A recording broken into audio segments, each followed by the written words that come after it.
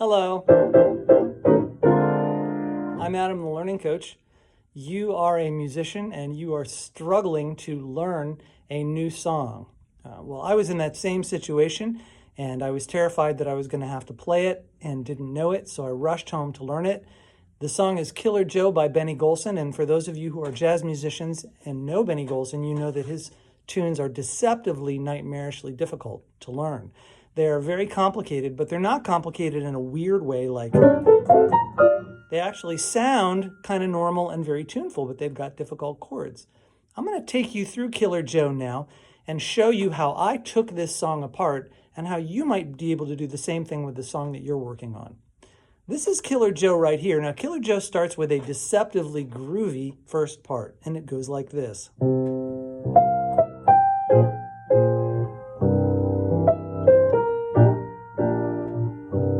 Killer Joe, da-da.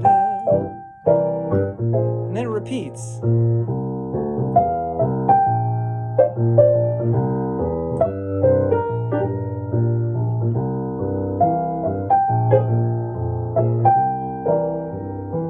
And then we get to this part.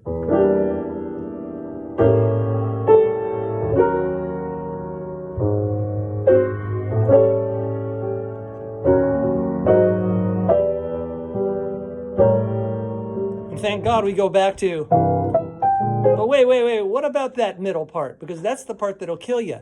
Anybody can play Killer Joe Part A, but Part B, what is that?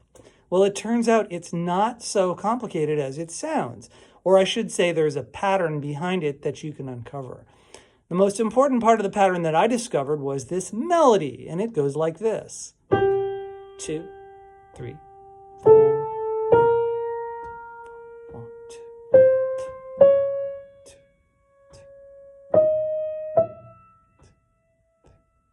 Now, if that melody doesn't sound particularly easy to you, it's because it's actually based on a very difficult kind of sounding thing, which is called the octatonic scale or the diminished scale, which is not a hard concept, but to the ear it's difficult. Let me show you how it works. Here are the notes of that scale.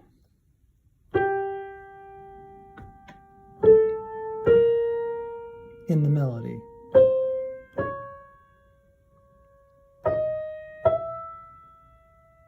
Now, if you've ever looked at a piano, you'll notice that some of the notes have a black key in between them, and some of them don't. That's the easiest way to see that there's something called whole steps, in which something has a note in between two other notes. Whole step, note in between. And if it doesn't have one, then it's a half step, nothing in between. Now, a half step can also be from here to here, because there's nothing in between. If there's nothing in between two keys, it's a half step. Whole step can also be between a black and a white key, because there's something in between. Something in between, whole step. Nothing in between, half step. If that's still confusing to you, drop me a line in the comments or go back and watch this video again.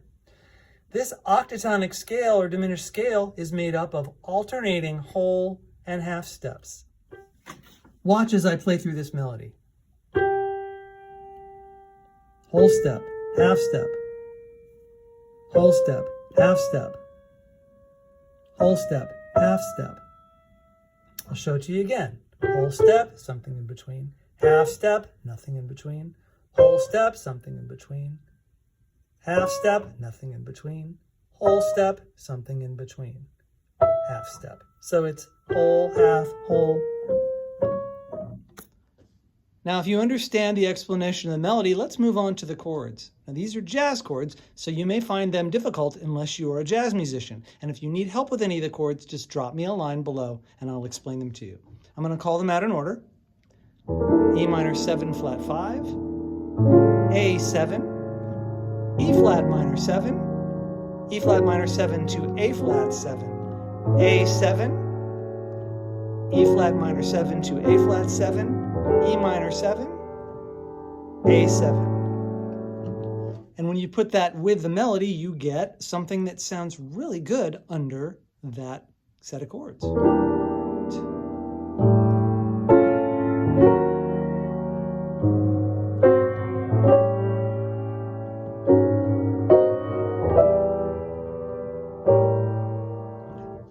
Wilson has built these chords and melody together very beautifully so that they're architecturally just rising up perfectly. Well, what good does that do you if you can't understand them? Well, let's think about this. As you were listening to the chords, did you hear a lot of repetition? Can you break that repetition down into some patterns?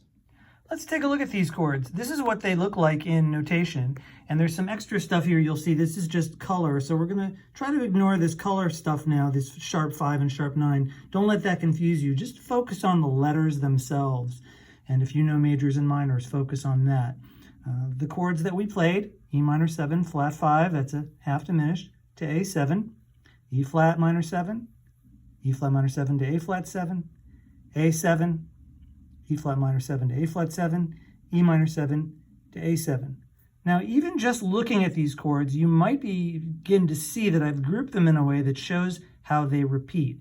But I want to make it even simpler for you. So I'm going to take this away and show you what we have here.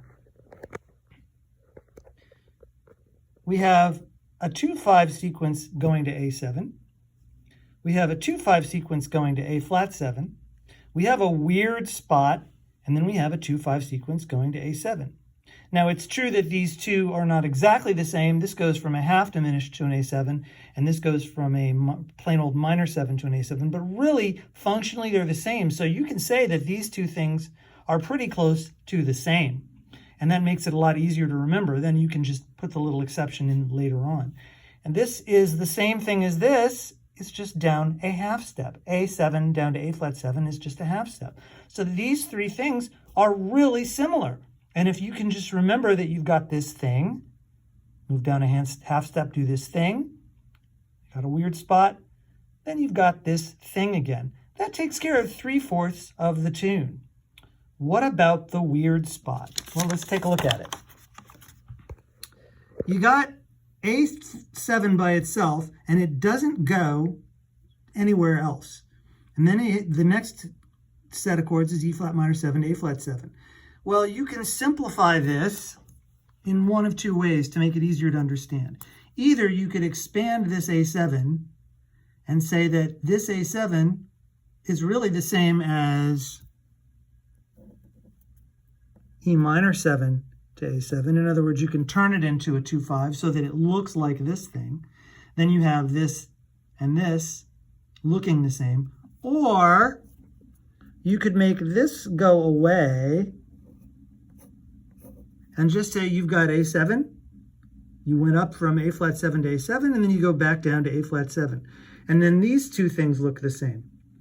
That's a way to simplify the weird thing. Now, Benny doesn't want that. He actually wants all three of these chords, but as you're trying to figure them out, you can simplify them to see how we put them together. Well, let's take that brief exploration of the chords and let's listen to it one more time, and I'm going to talk you through it as I play. This is the 2, this is the 5, and we're going to go down a half step.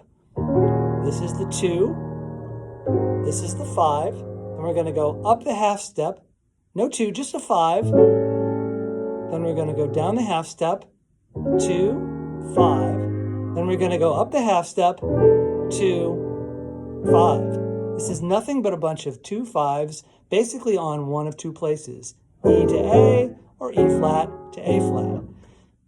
That doesn't mean that this is simple. This doesn't mean that this is easy, but we just broke it down so that we can really see it.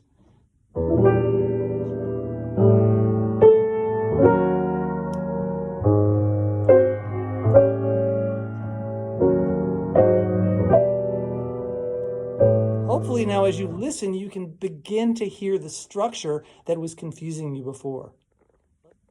So hopefully that helps. We've covered a lot of ground in the last few minutes. And I know that for some of you, your head may be spinning. So feel free to contact me in person. The point I wanted to make with this video is that you can take your own jazz tunes that are confusing you, take a careful look at them and break them down into manageable bites that show the pattern behind them. Most music has some kind of pattern that makes it work, that makes it good. And if you can find that pattern, you've got the key to understanding it, making it easy for yourself. I'm Adam the Learning Coach at adamthelearningcoach.com, and I'll see you next time.